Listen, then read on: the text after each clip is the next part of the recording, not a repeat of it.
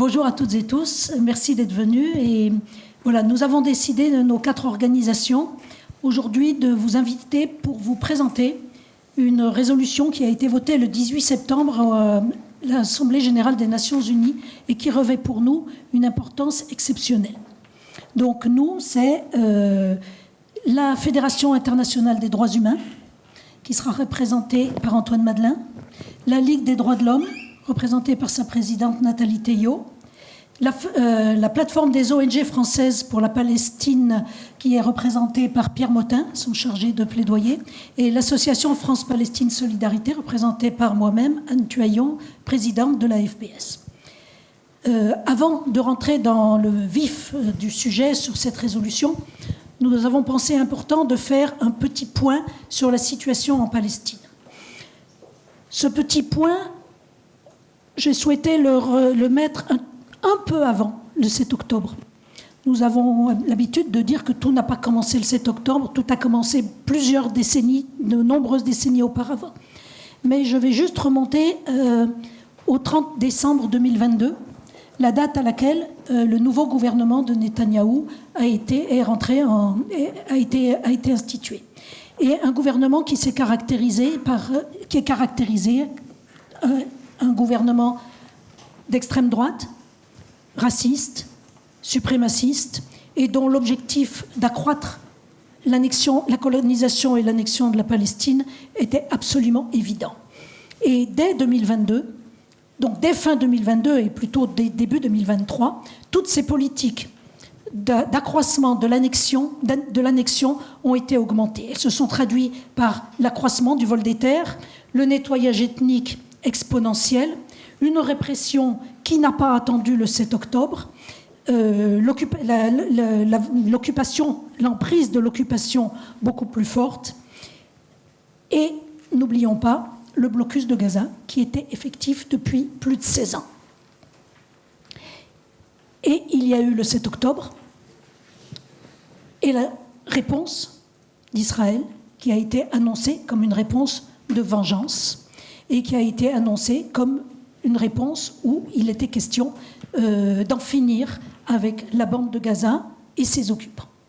Alors, on ne va pas revenir sur tout ce qui s'est passé pendant ces 15 mois, mais juste reprendre le résultat où on a une bande de Gaza totalement détruite, où il y a 40 à 50 millions de tonnes de détritus à enlever.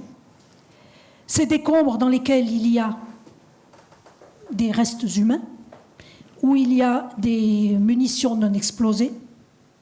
30 milliards de dollars seront nécessaires pour la reconstruction. 70% des infrastructures ont été détruites, 60% des maisons, 65% des routes. Et comme je le disais, dans les décombres, il y a des restes humains et des munitions non explosées. La priorité à l'heure actuelle maintenant est aux besoins immédiats, d'où l'importance de faire rentrer l'aide humanitaire et de permettre un minimum, au minimum, le minimum de santé et le minimum d'alimentation. Et une très bonne nouvelle aujourd'hui, il y a eu la rentrée des classes à Gaza. Donc la rentrée des classes dans des bâtiments comme ils sont, avec les enseignants qui sont là, avec les enfants qui sont là, mais au niveau symbolique, c'est extrêmement important. Le peuple palestinien n'est pas, contrairement à ce que certains pensent, tout en son entier dans la bande de Gaza. La moitié du peuple palestinien est en exil, l'autre moitié, donc la moitié est en exil, une partie se trouve en Israël même, et les Palestiniens d'Israël n'ont pas été épargnés pendant toute cette période, depuis le 7 octobre non plus. Je prendrai un seul exemple, le village de Al-Araqib, dans le sud, dans le désert du Negev, du Nakab, qui a été détruit la semaine dernière pour la 239e fois. Donc, le nettoyage ethnique en Israël même, à l'encontre de la population palestinienne, continue. Et puis, une autre partie du peuple palestinien se trouve dans le territoire palestinien occupé, qui comprend, rappelons-le toujours, à la fois la bande de Gaza, la Cisjordanie, dont Jérusalem-Est. Donc, dans ce territoire palestinien occupé, depuis le début 2023, on a eu cet accroissement dont je vous parlais, cet accroissement des violations des droits humains. Et un petit focus sur Jérusalem. Ce qui caractérise Jérusalem, c'est la volonté d'Israël, de la municipalité d'occupation, de s'emparer de toujours plus de maisons dans les quartiers palestiniens qui sont proches de la vieille ville. On parle là du quartier de Silouane et du quartier de Sheikh Jarrah, où des maisons sont détruites et où des maisons sont confisquées. Il y a eu 215 maisons détruites à Jérusalem-Est dans l'année 2024. C'est-à-dire que les familles se trouvent sans maison. Dans certains cas, elles installent un mobil-home à côté de leur maison détruite et l'occupation vient détruire aussi le mobil-home après. Pour ce qui est de la Cisjordanie, j'insisterai sur deux choses particulières. Les communautés bédouines et les camps de réfugiés. On ignore souvent qu'en Cisjordanie, en Palestine, il y a de très nombreuses communautés bédouines et les Palestiniens les appellent les gardiens de la terre. Ils les appellent les gardiens de la terre parce qu'à très peu, ils veillent sur une superficie très importante de terre. Seulement, ils sont très peu et ils sont isolés, donc extrêmement vulnérables. Et en s'attaquant à eux qui sont isolés et vulnérables, Israël peut, une fois qu'ils ont réussi à les chasser, s'emparer d'une très grande surface de terre et accroître leur emprise sur la terre.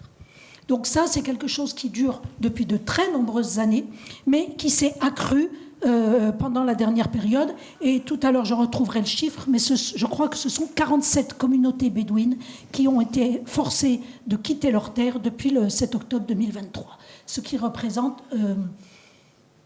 entre 1500 et 2000 personnes. Alors, le bilan j'ai pris quelques chiffres, parce que c'est assez irréel quand on regarde ça. Le bilan 2024 en Cisjordanie. 59 nouveaux avant-postes ont été créés. Les avant-postes, c'est le début d'une colonie. Donc souvent, ces avant-postes ont été créés sur l'endroit d'où les communautés bédouines ont été chassées. On a plus de 9 824 logements qui ont été programmés dans les agglomérations des colonies. 5 nouvelles colonies. La légalisation de 5 avant-postes.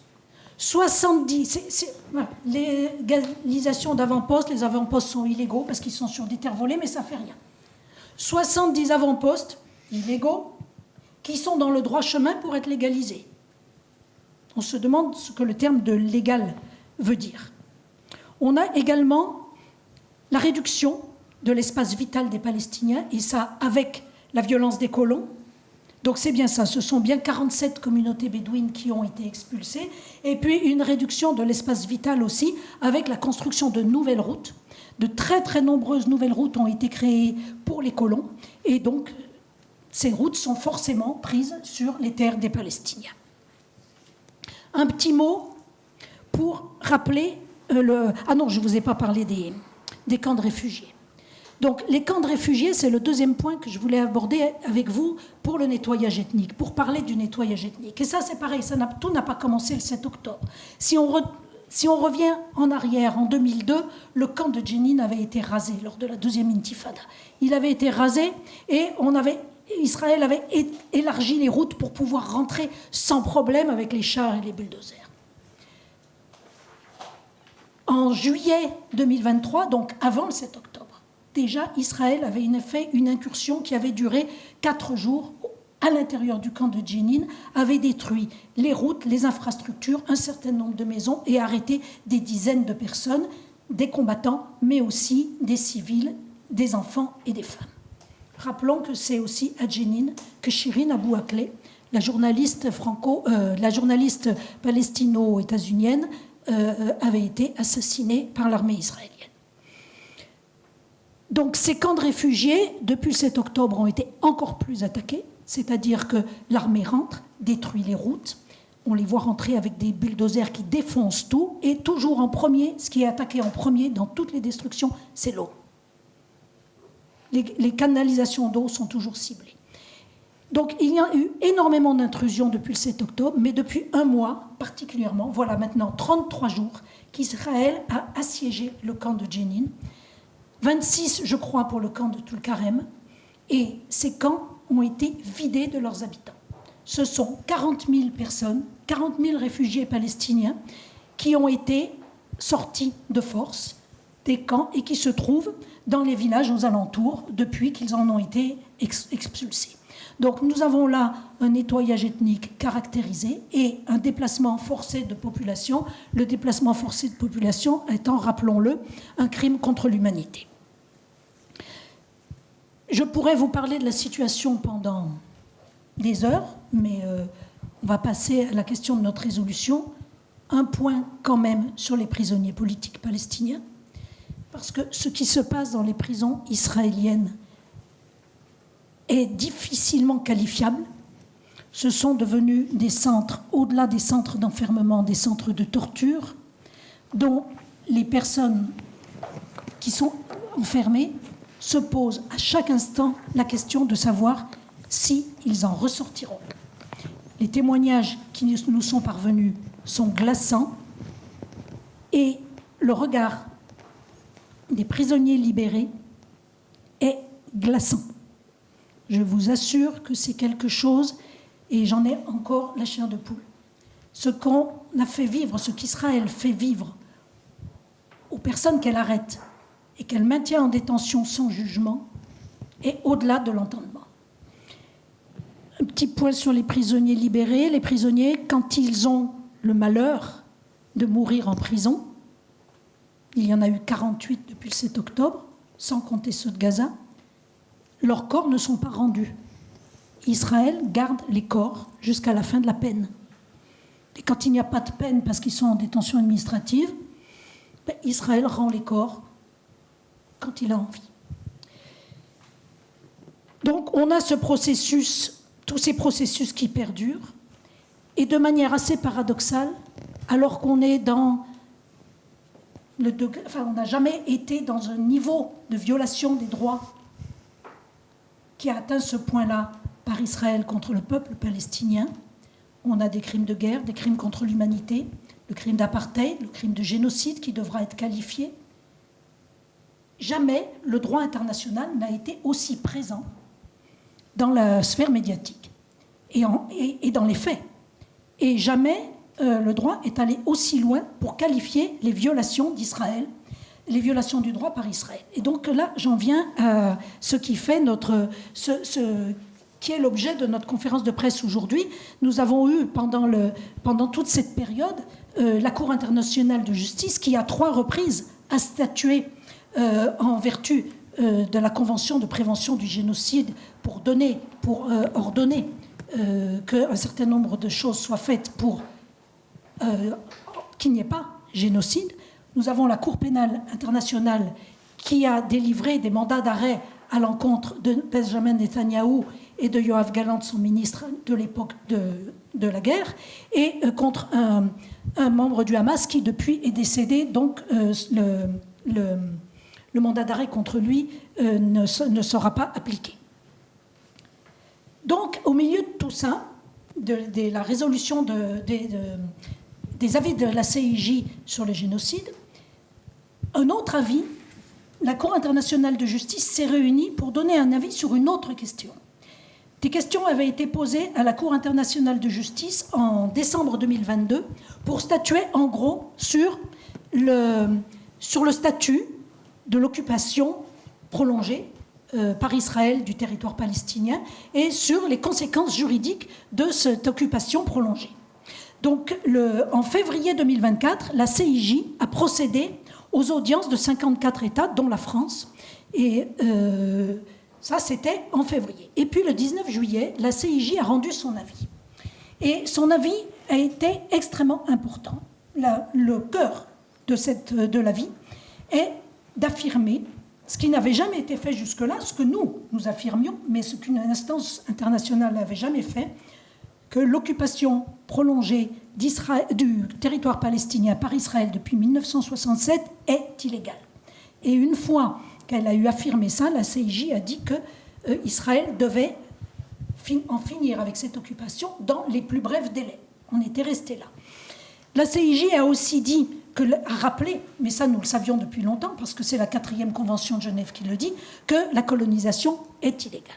Et puis, elle a donc dit qu'Israël devait démanteler ses colonies et que réparation devait être faite aux Palestiniens pour les préjudices commis et que les biens devaient leur être restitués. Et puis, la CIJ a rappelé aussi le droit à l'autodétermination du peuple palestinien, dont le premier de ces droits, qui est celui d'avoir un État. Donc, l'Assemblée générale des Nations unies, qui avait donc interrogé la Cour internationale de justice, avait à ce moment-là un avis solide pour se prononcer, et c'est ce qu'elle a fait le 18 septembre lors de son Assemblée générale en soumettant au vote des États une résolution qui déclinait les points de l'avis de la CIJ. Cette résolution a été votée par 124 États, dont la France, 14 ont voté contre et 43 se sont abstenus.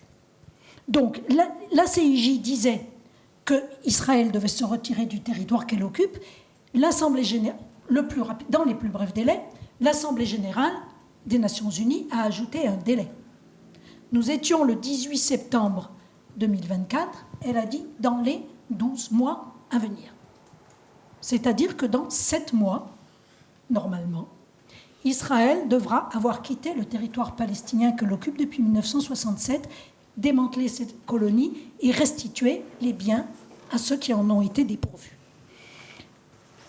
Donc l'illégalité de l'occupation a donc été rappelée et Israël se voit imposer de partir, mais surtout les États, tous les États membres de l'ONU se voient imposer de tout faire pour que Israël quitte le territoire palestinien qu'elle occupe.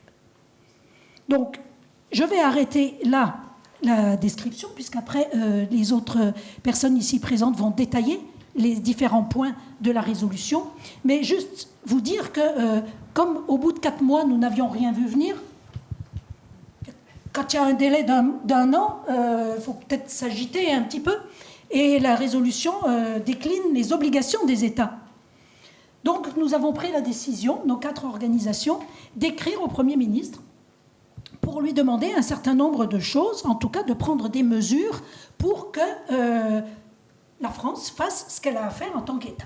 Donc, entre autres, nous avons décliné ça en 5 points. Le premier point est d'enjoindre les acteurs économiques, financiers, d'empêcher toute activité et investissement, toute relation économique ou commerciale avec Israël, qui serait de nature à renforcer sa présence illicite dans le territoire palestinien occupé. D'interdire l'interdiction de tout produit issu... J'ai dit d'interdire l'interdiction, merci. D'interdire l'importation de tout produit issu des colonies israéliennes de Cisjordanie occupée.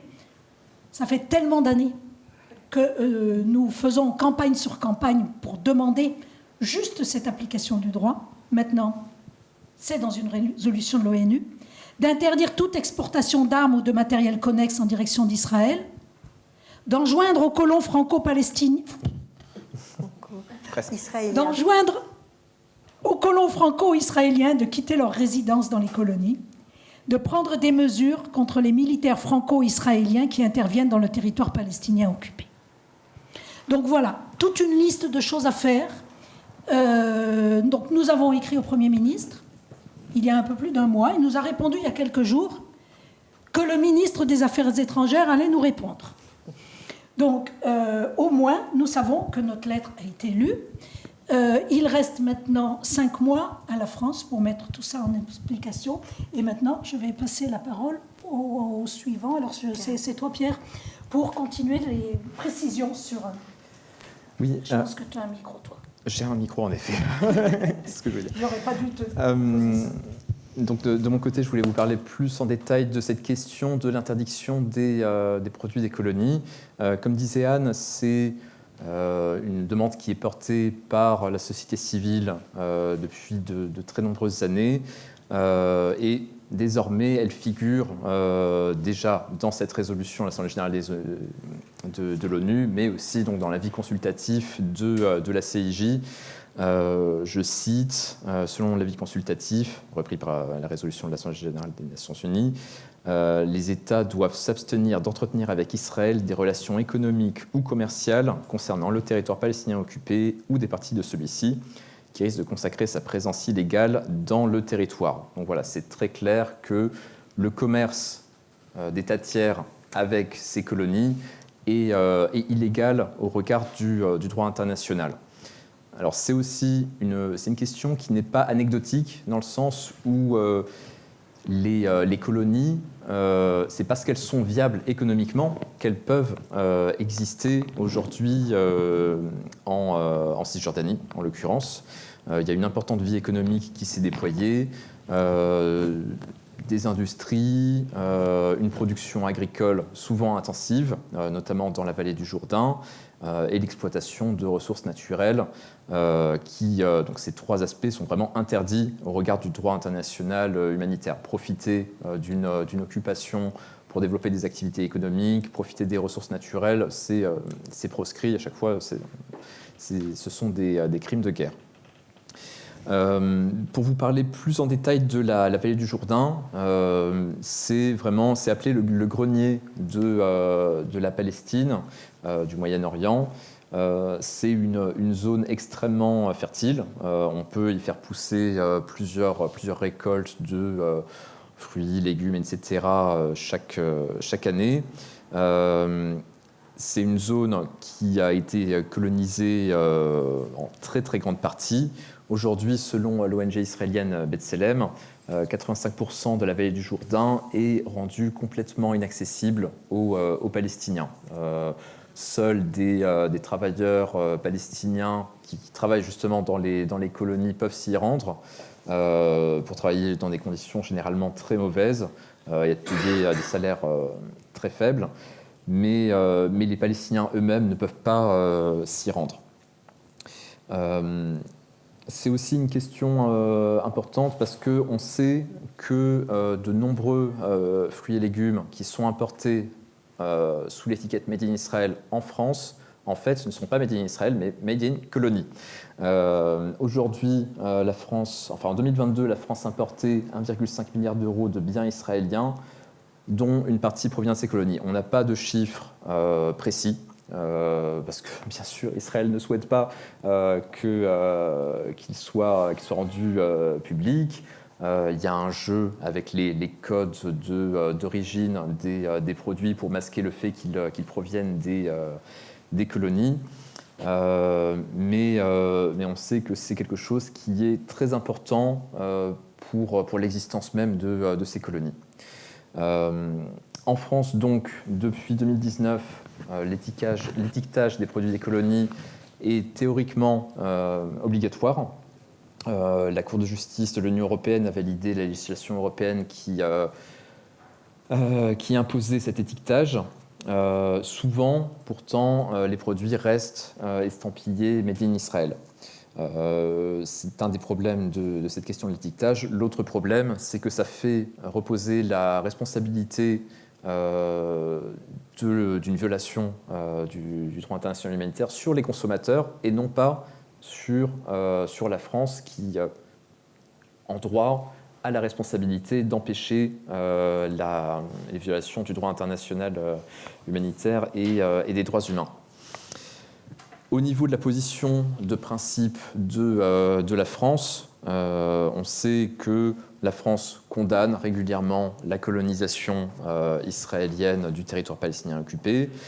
La France a dans ses lignes directrices la différenciation entre Israël dans ses frontières reconnues au niveau international et les colonies.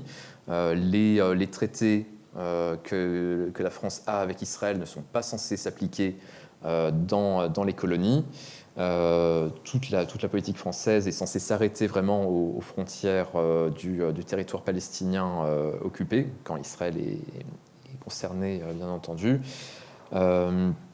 Mais pourtant, on ne note aucun progrès au niveau de la diplomatie française et, à plus forte raison, de la part du ministère de l'économie et des finances pour avancer sur cette question de l'interdiction des produits des colonies. On a l'impression d'avoir d'un côté la France à l'ONU qui quasi systématiquement vote les résolutions qui mentionnent l'interdiction des produits des colonies, C'était le cas, un peu moins explicitement, mais c'était quand même le cas en 2016 pour la résolution 2334 du Conseil de sécurité.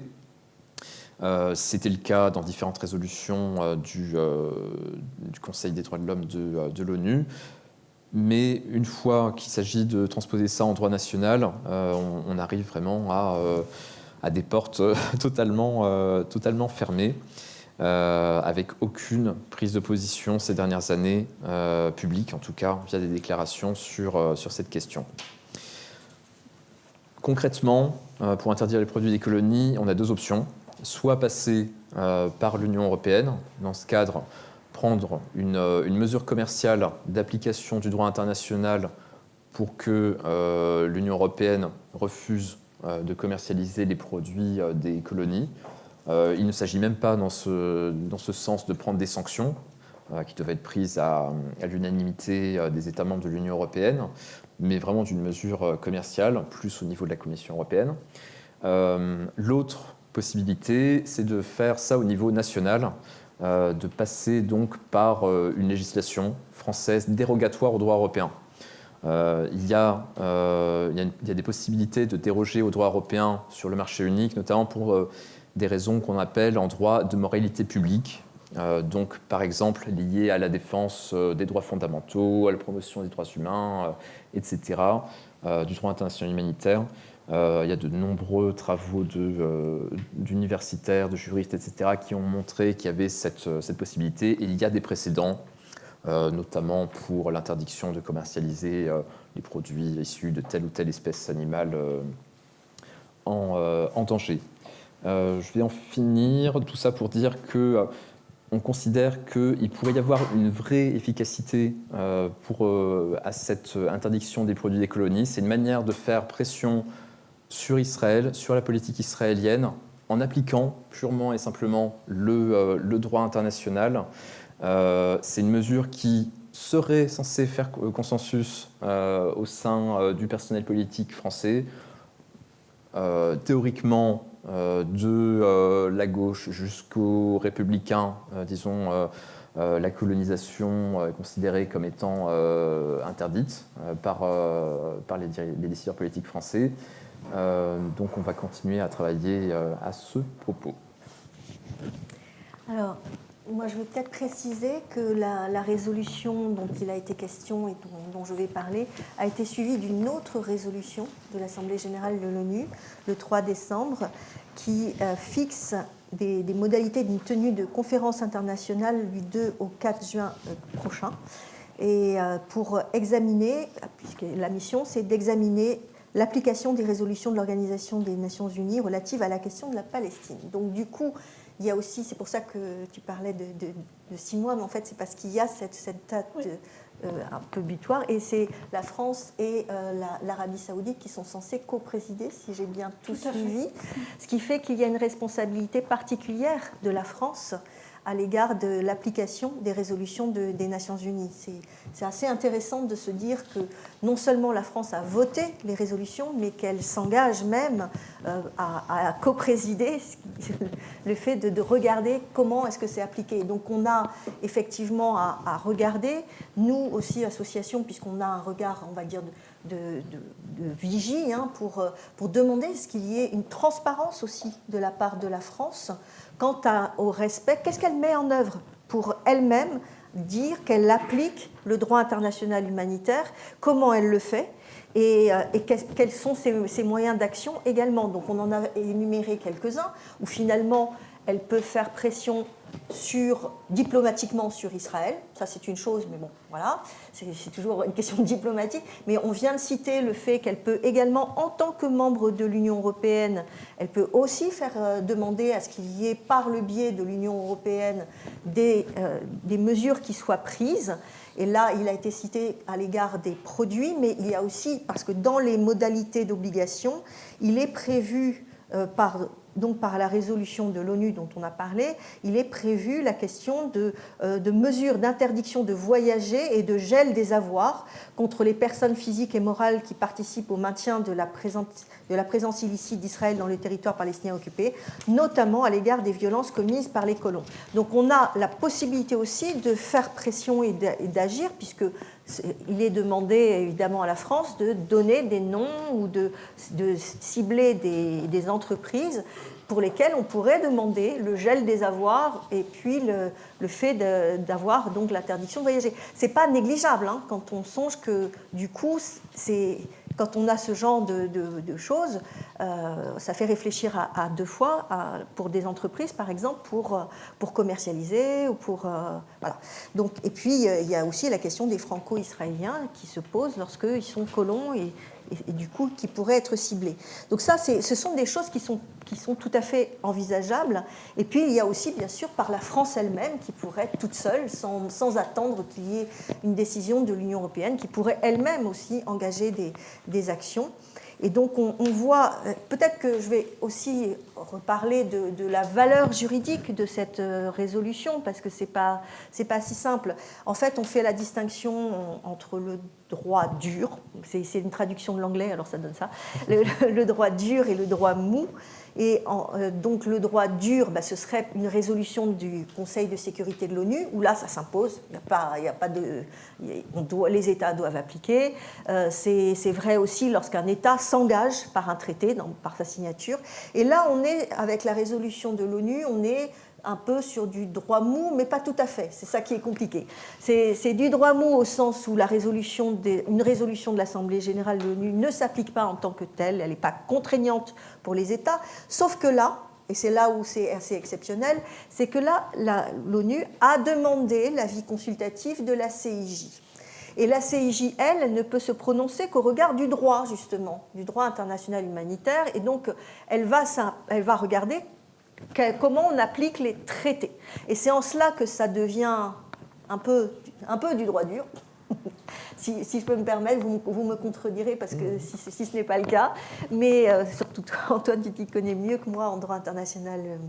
Et donc en ce qui concerne le fait d'avoir demandé une consultation à la CIJ qui, elle, interprète les traités, eh bien, si elle interprète les traités et qu'elle est l'organe qui est effectivement l'organe qui doit être l'interprète officiel des traités, de ce fait, ça s'incorpore au traité, puisqu'elle ne fait que dire ce que disent les traités. Je ne sais pas si vous me suivez. Donc, de ce fait, c'est un peu particulier, parce que dès lors qu'il est dit par la CIJ l'occupation continue de l'État d'Israël dans les territoires palestiniens occupés est illicite, on ne fait que reprendre l'interprétation qui est dite des traités. Et donc de ce fait, c'est du droit. De la même façon, le fait de continuer par Israël à occuper, c'est illicite, etc. C'est une interprétation des traités, donc c'est du droit.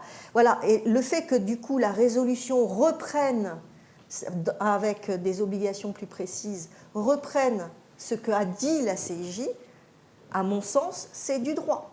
Alors même qu'une résolution de l'Assemblée générale n'est en principe pas contraignante. Donc de ce fait, ça crée réellement des obligations à l'égard des États, puisque c'est fondé sur un avis consultatif de la CIJ. C'est très malin de ce point de vue-là, d'avoir demandé. Donc il y a des points qui sont très précis. L'engagement à favoriser les droits du peuple palestinien à l'autodétermination, ça veut dire que la France s'est engagée à favoriser, ce qui relève évidemment des traités. Et donc on pourrait très bien demander à la France de reconnaître l'État de Palestine. De ce fait, c'est une façon de dire droit du peuple palestinien à l'autodétermination, s'abstenir de relations avec Israël quand elle prétend agir au nom des Palestiniens ou sur des questions les concernant, ou qui implicitement reconnaissent ou confortent l'occupation israélienne, qui encore une fois est illicite. Mais ça revient à l'histoire du traité. Elle peut faire pression sur l'Union européenne pour faire en sorte que le traité avec Israël ne soit pas appliqué ou soit suspendu, et ainsi de suite. Et donc il y a un certain nombre de points qui permettent à la France d'agir vraiment concrètement, y compris vis-à-vis de ses propres ressortissants. C'est un appui juridique qui lui permet de dire je ne fais qu'appliquer finalement ce qui est du droit international et dont je dois pouvoir agir.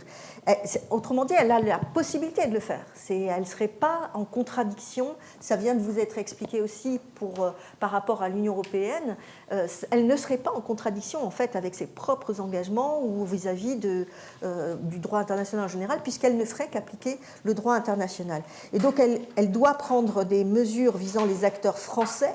Et de ce point de vue, c'est à elle maintenant de nous rendre compte aussi en tant qu'organisation qui agissons en France, de nous rendre compte de ce qu'elle est en train de faire, parce qu'il ne s'agit pas d'attendre la dernière minute finalement en juin pour tout d'un coup se réveiller et dire voilà, on n'a encore rien fait.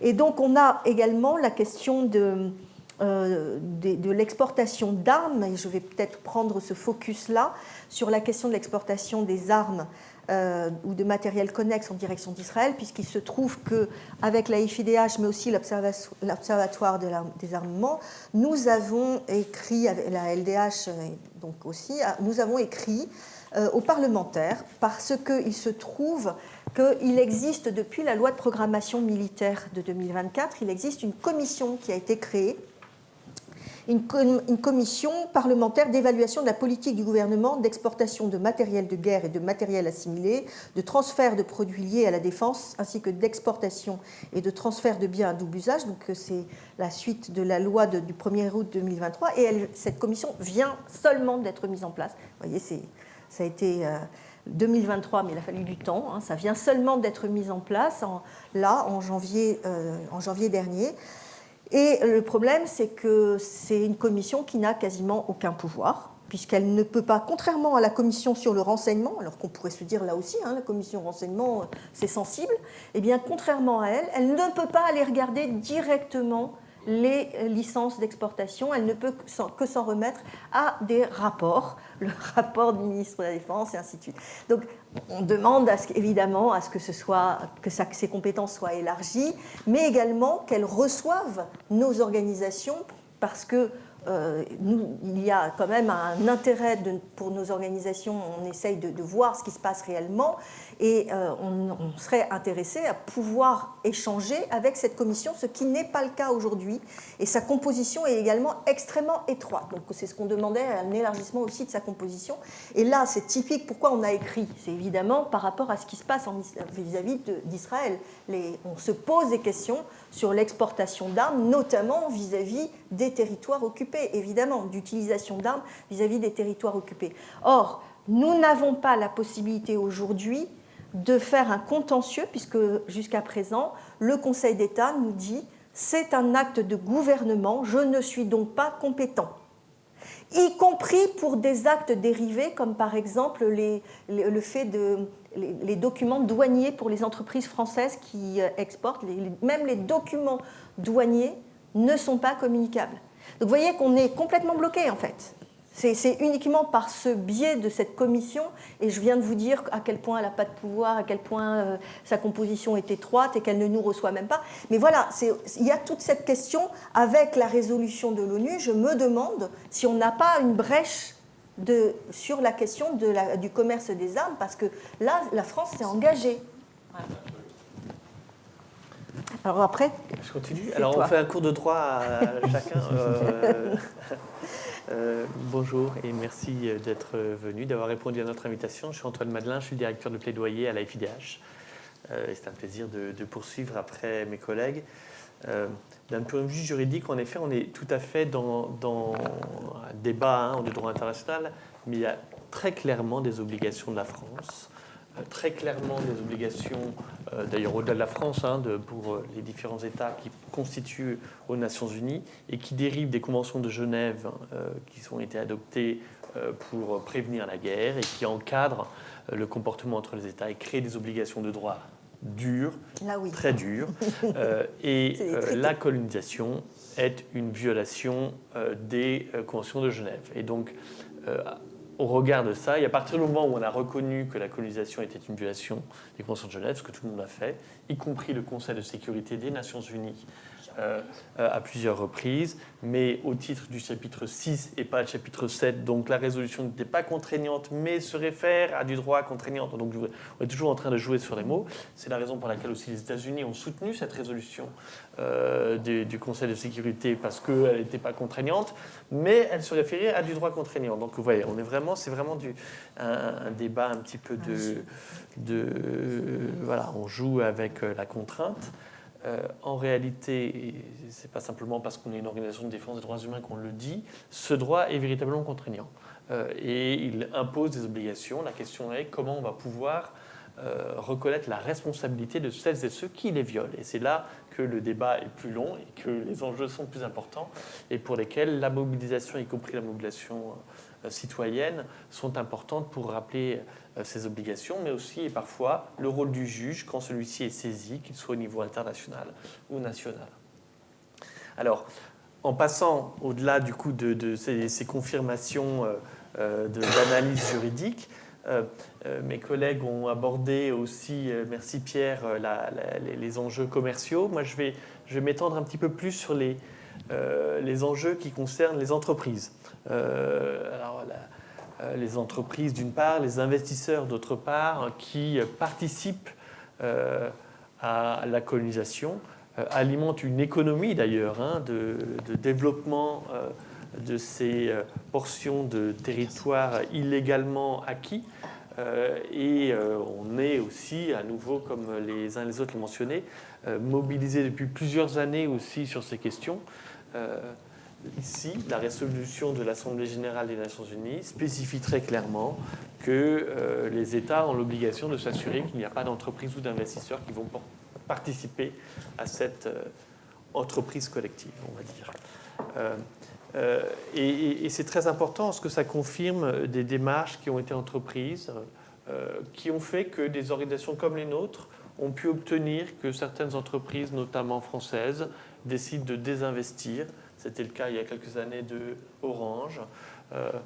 Quand on parle d'entreprise aussi, on peut aussi spécifier de quoi il s'agit quand on regarde le détail de cette colonisation. Alors parmi les exemples les plus connus, on a la construction du tramway à Jérusalem avec des entreprises françaises impliquées dedans, à Alstom.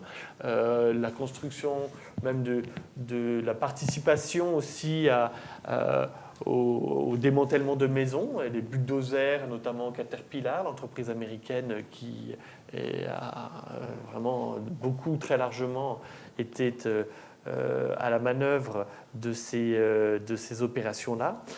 Et puis derrière, il y a aussi des investisseurs qui vont investir dans ces entreprises, directement ou indirectement, qu'elles soient pour leurs projets en Israël, ou plus généralement prenant des actions et des obligations dans leurs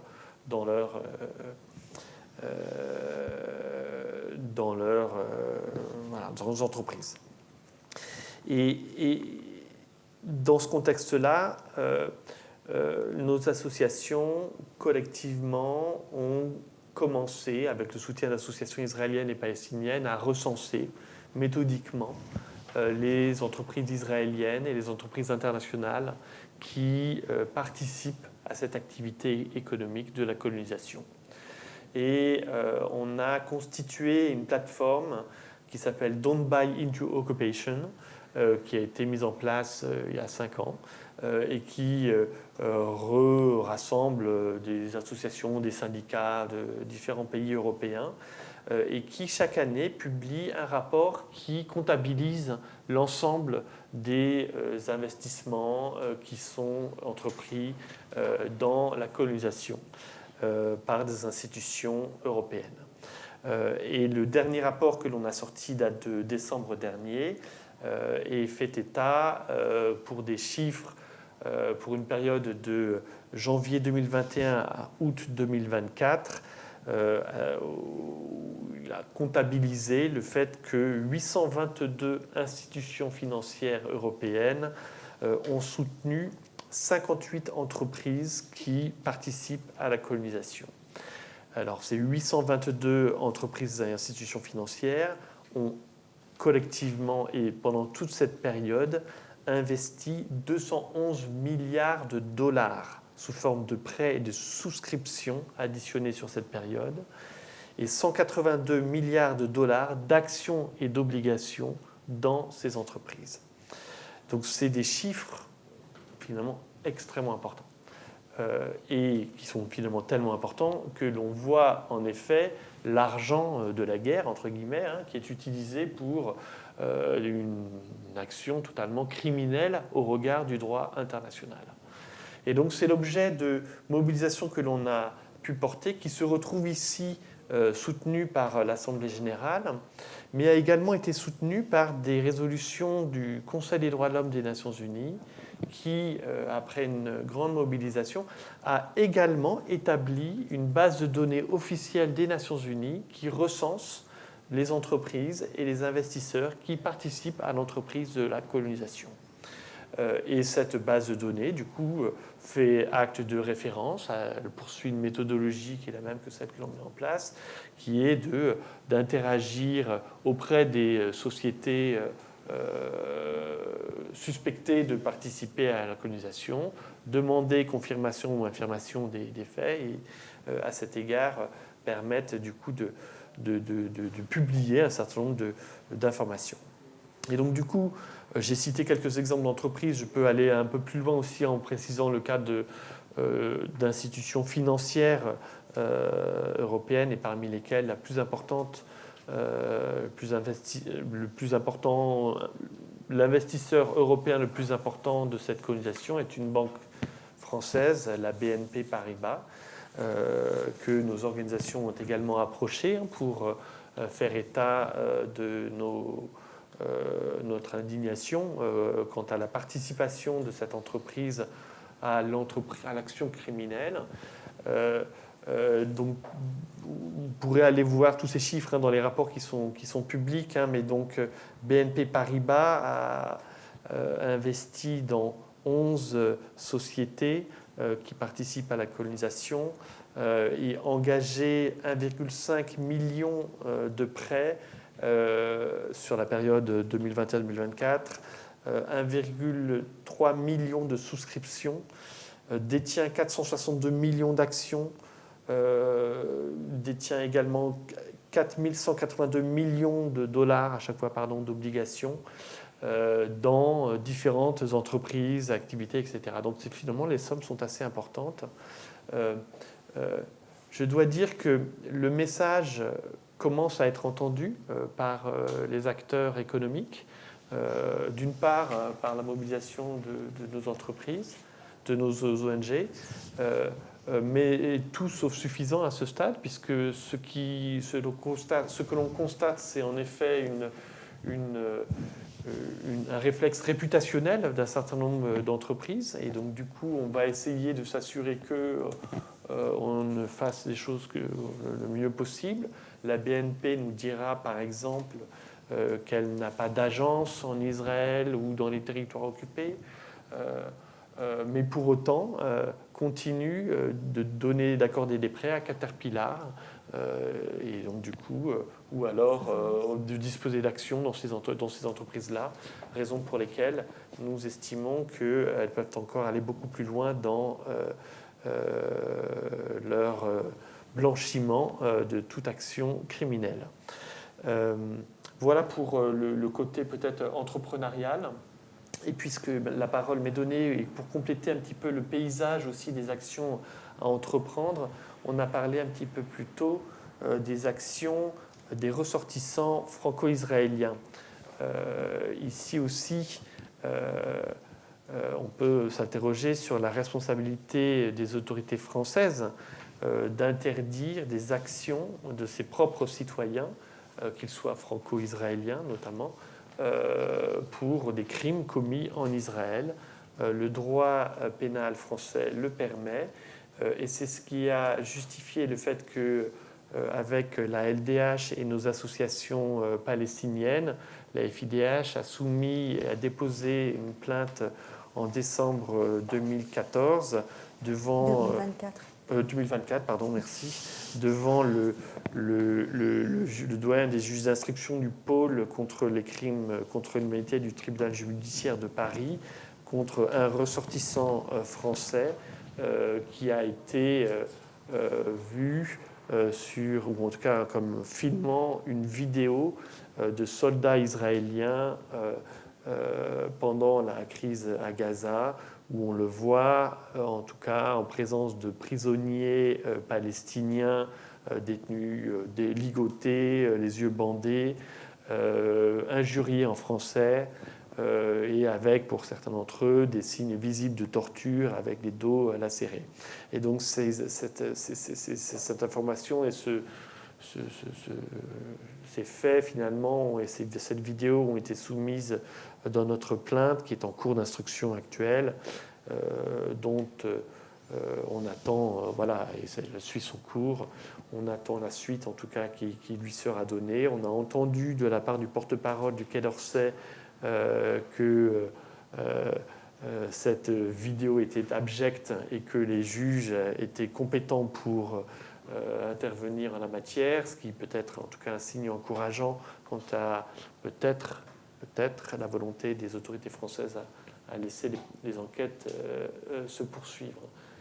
Je vais peut-être préciser une chose, parce que je suis d'accord que le fait qu'il y ait cette résolution va peut-être pousser à agir, mais en fait, ce qui est assez inquiétant quand même, avant la résolution, la plainte avait été déjà formulée, et le parquet qui pouvait déclencher les poursuites, et n'a rien fait. Et donc, il y a d'autres cas qui sont documentés, mais malheureusement pas toujours avec des preuves.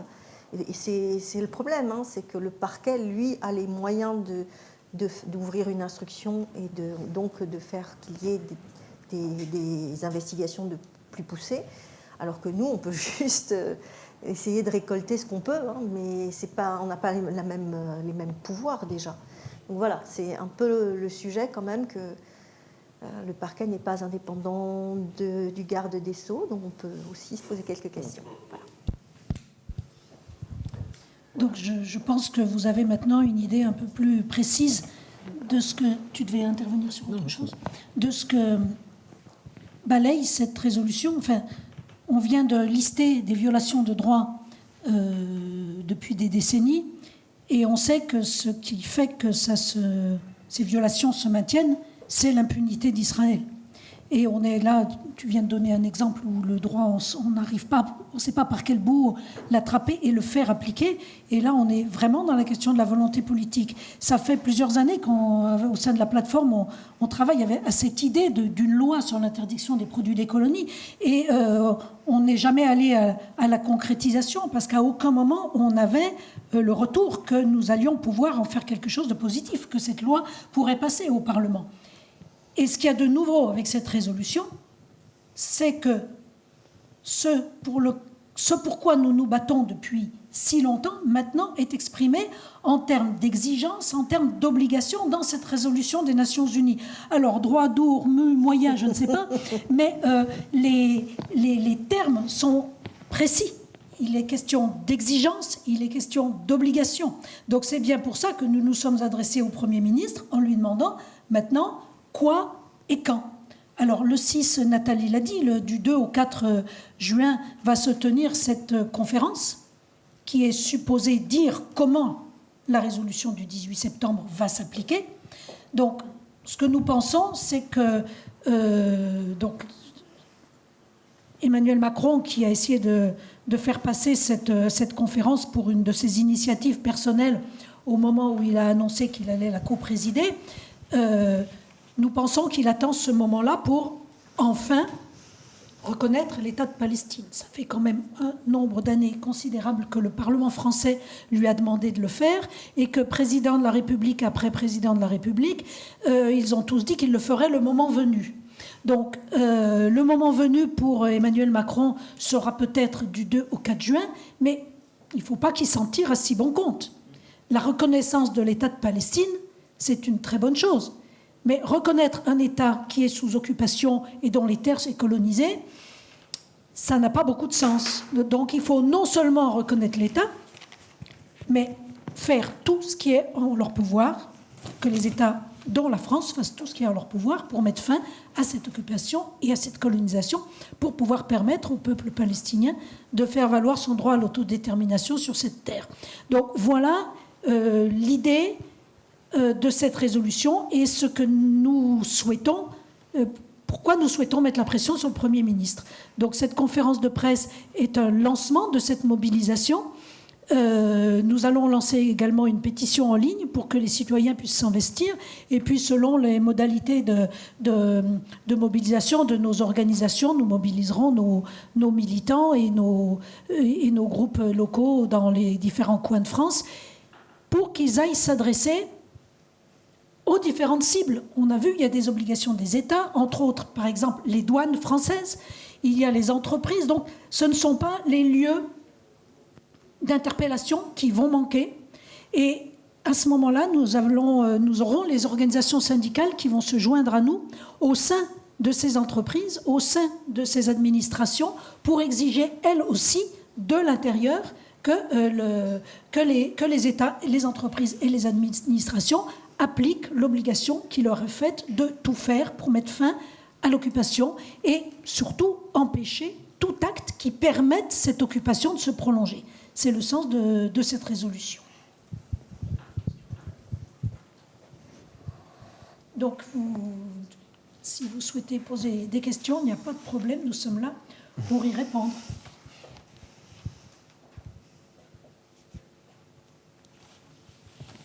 On a été très clair.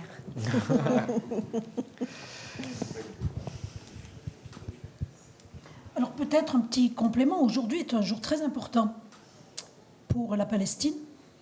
C'est le jour où se tient le conseil d'association qui régit l'accord d'association entre l'Union européenne et Israël. Cet accord d'association est entré en application en l'an 2000, c'est-à-dire il y a 25 ans. Il comporte un article 2 qui soumet l'accord au respect des droits humains et du droit international. Ça fait 25 ans que cet accord est en cours et ça fait 25 ans qu'Israël viole le droit international et les droits humains. Et ça fait 25 ans que l'Union européenne ne suspend pas l'accord d'association en vertu de son article 2. Et au regard de ce que je vous ai décrit en début de cette conférence de presse, on se demande vraiment ce qu'il faut de plus à l'Union européenne pour suspendre cet accord d'association. Nous avons la liste complète des droits, des violations, des crimes de guerre, des crimes contre l'humanité. Et il n'y a pas de problème. On maintient l'accord d'association. Ce n'est même pas une sanction de suspendre l'accord d'association. C'est comme l'interdiction des produits des colonies. Ce n'est pas une sanction, c'est l'application du droit. Eh bien, même l'application du droit, ben non, il n'y a pas moyen. Donc aujourd'hui se tient ce conseil d'association pour lequel nous nous sommes beaucoup mobilisés depuis le mois de septembre. Nos ONG ont signé un appel à sa suspension. 250 parlementaires des différents pays de l'Union européenne ont signé un appel à la suspension de cet accord d'association. Des organisations syndicales l'ont fait et nous ne sommes même pas sûrs que l'article 2 sera abordé lors de la réunion du Conseil d'association. Donc voilà, aujourd'hui, c'est vraiment quelque chose d'extrêmement important. La crédibilité de l'Union européenne et surtout la crédibilité de ce qu'elle affirme quand elle dit être attachée aux droits humains et au droit international, mais nous verrons ce qu'il en est de cette crédibilité à l'issue du Conseil d'association. Oui, peut-être pour compléter sur le conseil d'association, des accords d'association ont été suspendus avec d'autres pays pour des violations des droits humains qu'on pourrait dire bien moins importantes et systématiques que pour Israël. Donc on retombe sur le problème de poids de mesure dans la politique envers les autorités israéliennes. D'autant que là, c'est vraiment clairement exprimé que c'est illicite. Ils ne peuvent plus se cacher, on ne sait pas trop, là c'est pas possible. Non.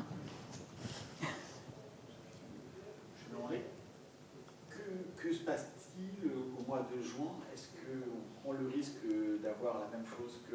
25 ans après, l'accord d'association n'est pas respecté. Est-ce qu'il y a quelque chose qui, au mois de juin, va qui peut contraindre les États à respecter la résolution?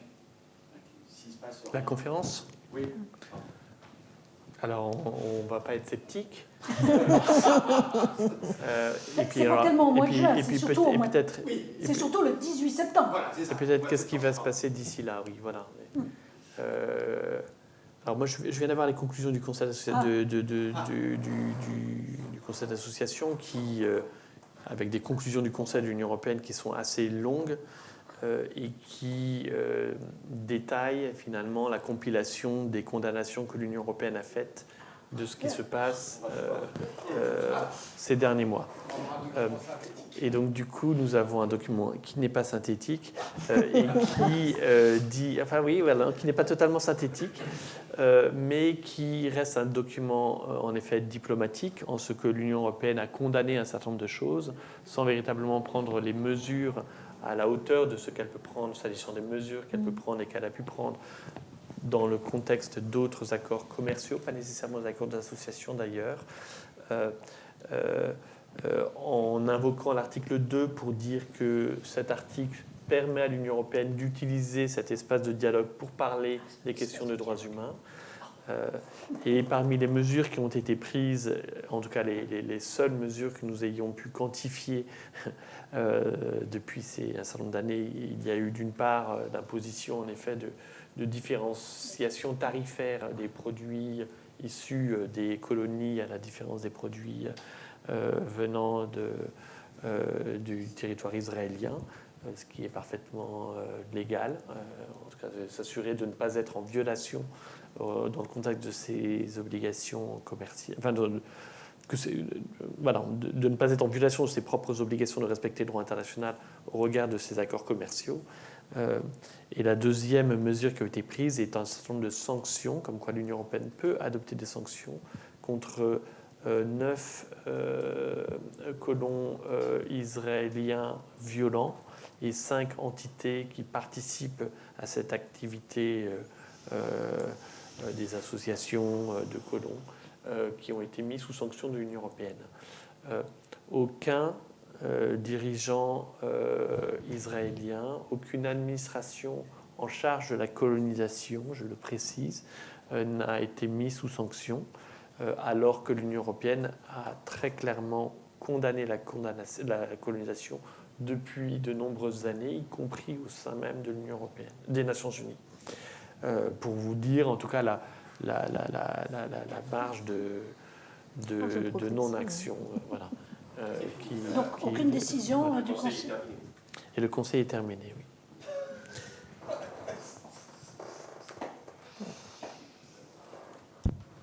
C'est là qu'on voit l'importance que... Alors après, il faudra regarder, il y a 30 pages de conclusions, donc il faudra aller lire. Je n'ai pas lu les 30 pages.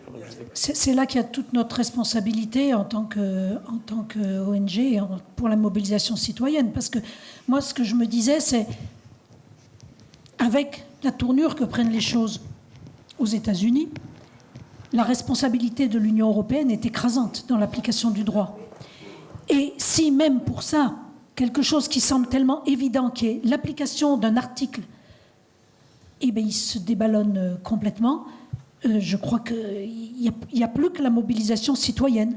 Mais donc, on va aussi dans le courant, on a aussi prévu, dans le cadre de notre travail de plaidoyer sur cette résolution, un certain nombre d'interventions de parlementaires qui vont tout au long de l'année qui s'écoule, là jusqu'au 18 septembre, poser un certain nombre de questions écrites au gouvernement, de questions orales au gouvernement, pour continuer à les mettre devant leurs responsabilités. Mais c'est très déconcertant, parce que quand on rencontre les autorités, par exemple, nous avons rencontré il y a quelques mois le service diplomatique de l'Élysée, mais c'était extraordinaire. L'Élysée avait tout bien fait comme il faut, hein. Et même des sanctions. Mais oui, bien sûr, nous avons pris des sanctions contre des colons. Alors, 28 colons, dont nous n'avons pas la liste. La France est le seul pays qui n'a pas donné la liste des colons qui sont sanctionnés. Nous l'avons demandé, alors maintenant nous allons devoir passer à l'épreuve au niveau juridique pour obtenir la liste des sanctions de ces colons violents. On ne sait même pas s'ils sont français, les colons violents qui ont été sanctionnés. Donc on peut interdire le territoire français à des gens qui n'ont absolument pas l'intention d'y venir. Voilà, la seule sanction qu'ils ont prise, c'est ça. Donc, eh bien, il va encore falloir... la mobilisation ne doit que continuer, quoi. Mais c'est vrai que le travail est énorme. Alors, heureusement, il n'y a pas que nos pays. Il y a les pays du Sud. Et ce sont, entre autres, eux qui ont porté cette résolution aux Nations Unies, la déclinaison de l'avis de la CIJ aux Nations Unies. Donc, à l'ONU, il y a quand même un rapport de force qui commence à s'installer dans 124 pays qui ont voté la résolution. C'est quand même extrêmement important. Voilà. Même si la France ne l'avait pas votée, elle devrait l'appliquer. Alors nous, on insiste sur le fait qu'elle l'a votée, mais même si elle ne l'avait pas votée, elle devrait l'appliquer.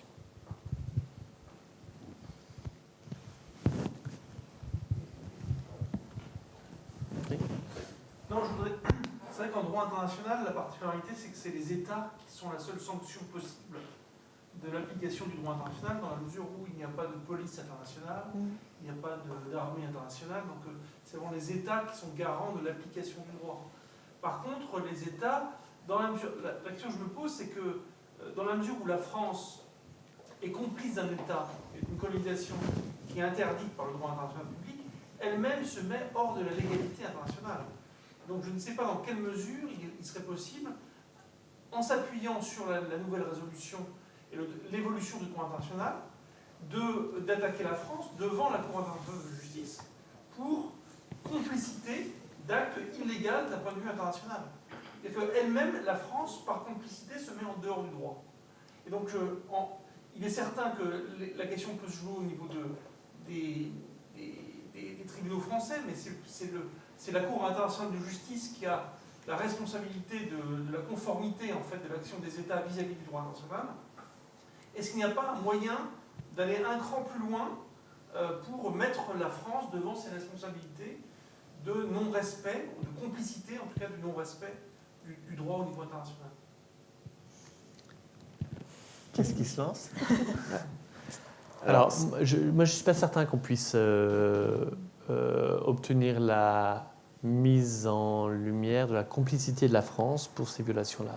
D'autant que quand on regarde les déclarations publiques des autorités, alors après il y a un certain nombre d'éléments qui n'est pas vérifié. Hein, en effet, on sait ce qui est dit, on ne sait pas exactement ce qui est fait. On le voit notamment vis-à-vis des armes qui sont vendues par la France à Israël. Donc la France dit « je ne vends pas d'armes ». Ok, je vends des composants d'armes, elle ne le dit pas, donc elle vend des composantes d'armes qui servent à la défense. Alors on ne sait pas exactement le détail du matériel qui a été vendu, et donc du coup mettre en lumière la responsabilité de la France pour la vente de composantes de matériel qui pourraient être utilisées à des fins offensives dans ce conflit,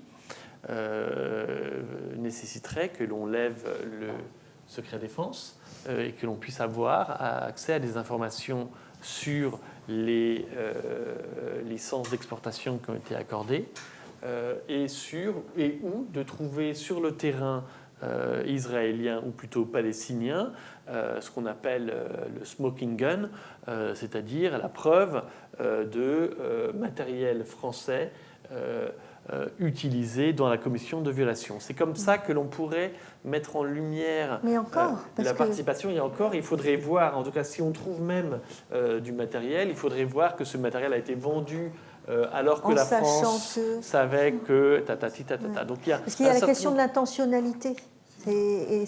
Comment on va faire pour prouver? Il y a un certain nombre d'éléments du coup qui ne sont pas disponibles publiquement et qui font qu'on ne peut pas en effet construire cette complicité devant une cour. Oui. Et le fait fait que M. Macron ait directement, personnellement invité Israël au salon du Bourget, qui n'est pas un salon militaire, qui est un salon civil où les amateurs d'avion peuvent aller. Mais ça correspond à un encouragement des relations commerciales qui sont précisément ciblées. Alors, oui. Un autre point, le fait que la France n'ait pas interdit son espace aérien à l'avion de M.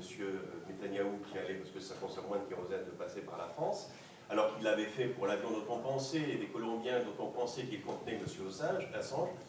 Et le deuxième point, c'est M. le futur chancelier a dit ce matin qu'il inviterait personnellement M. Netanyahou et qu'il n'aurait aucun problème à venir en... Est-ce que ce ne sont pas là des cas concrets de violation officielle, j'allais dire, de ce que vous avez tous, avec justice et avec justesse, condamné? Là, c'est la violation du mandat d'arrêt international. De la CPI, c'est pas pareil. C'est pas pareil. Et le Bourget, c'est les relations commerciales. Alors, le Bourget, c'est les relations commerciales, mais la France continue d'avoir des relations commerciales, y compris dans l'armement, avec des autorités, des entreprises israéliennes. Et donc, d'ailleurs, c'est notifié dans les rapports que la France soumet à l'Assemblée nationale et que l'Assemblée nationale vote chaque année. Donc ça, c'est public et c'est même démocratiquement soutenu. Pour consolider peut-être le... C'est ce que tu as dit, oui. En 10 ans, c'est uniquement pour la défense En 10 ans, d'Israël. c'est à titre défensif, etc. etc. Sur la question des armes, il y a les deux sens de l'armement. Il y a aussi que la France achète tout un tas, ou du matériel, ou des logiciels, ou tout un tas de choses qui sont testées en vrai, testées sur les Palestiniens. C'est pas vu à la télé, c'est testé sur les Palestiniens. Donc peut-être que là aussi, il y a quelque chose à creuser. Par rapport à la question que tu as posée, ce que dit la résolution, c'est que la France a l'obligation de ne rien faire qui permette de perpétrer l'occupation. Donc il faut voir si, par l'achat de ce qui va se passer au Bourget, par exemple, est-ce que des contrats qui vont être passés au salon du Bourget pourront rentrer dans le cadre de cette interdiction de faire quoi que ce soit qui permette de perpétrer l'occupation et la colonisation du territoire palestinien. Après, chaque chose doit se décliner, je pense, étape après étape, quoi. Sachant qu'il y a aussi en droit la notion de faisceau d'indices, au sens où quand on porte plainte auprès d'une cour d'un tribunal comme la CIJ, on avance un certain nombre d'éléments de preuve, et c'est ensuite la cour elle-même qui mène son enquête pour vérifier les preuves, la réalité des preuves qui sont avancées. Donc ça serait peut-être un moyen aussi de permettre à la justice internationale de se saisir du dossier français en menant elle-même ses investigations. C'est ce qui s'est passé d'ailleurs pour Israël, et ça peut se passer pour d'autres pays. Vous savez, ce qu'il faudrait, c'est nous donner beaucoup de sous pour pouvoir engager un salarié qui fasse ce travail. Absolument. Parce que la question du faisceau d'indices que l'on donne, ça veut dire un énorme travail derrière. En termes de contentieux, il y en a un qui date un peu, mais qui est toujours en cours à ma connaissance. C'était l'ACCAT, l'Action des chrétiens pour l'abolition de la torture, qui avait, je crois, en 2014, fait une plainte contre l'entreprise Excelia, parce qu'on avait retrouvé des morceaux, des composants marqués Made in France, entreprise Excelia, dans les fragments de bombes qui avaient détruit une maison et tué plusieurs personnes de la famille Chouaïbar. Et à ma connaissance, c'est toujours en cours. Mais c'est vrai que c'est un travail... Enfin voilà, je pense que la FIDH le sait beaucoup mieux que nous. C'est extrêmement complexe de réussir à trouver ces cas particuliers qui peuvent fonctionner vraiment au niveau judiciaire. Et concernant la Cour internationale de justice, très souvent aussi, je parle sous le contrôle notamment d'Antoine, mais c'est des conflits entre États. C'est pour ça que sur la question de génocide, c'était Afrique du Sud contre Israël. Et il y a eu, je crois, un essai par, de mémoire, le Honduras d'avoir une procédure contre l'Allemagne pour complicité de génocide via exportation d'armes. Je crois que ça Nicaragua, et ça n'a pas fonctionné. Ça n'a pas fonctionné, oui. Mais Oui, non, mais ça, c'est encore trouvable. Un État qui porte, Mm. il faut déjà faire le travail. C'est ça. Heureusement que l'Afrique du Sud est là, Mm. qui fait beaucoup de travail.